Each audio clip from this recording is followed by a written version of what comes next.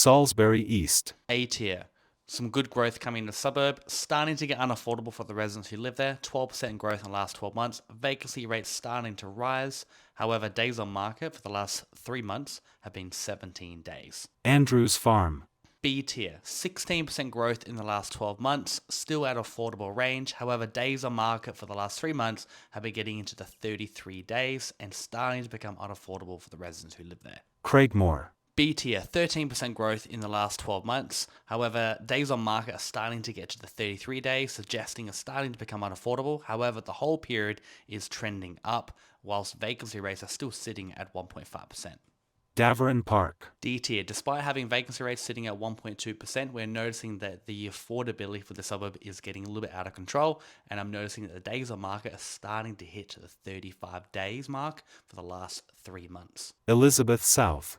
D tier. Despite having days on market of 20 days, we're noticing that there is 63% renters who live there. The hold period is very low.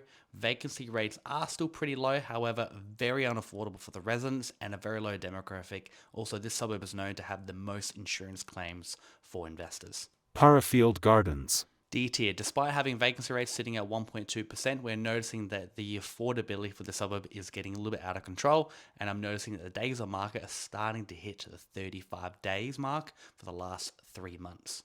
Gawler East. A tier. Despite having very low stock on market and inventory going down, we are noticing that the days on market are still sitting at 41 days. However, they are trending down.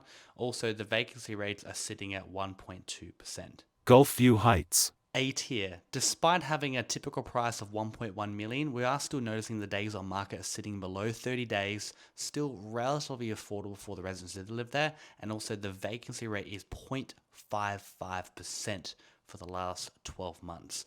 Good investment to get in here. However, I think the price point is really going to cancel all the market out, in particular when the rates go up. What do you think? Do you agree with my rating? And which suburb would you like me to review next?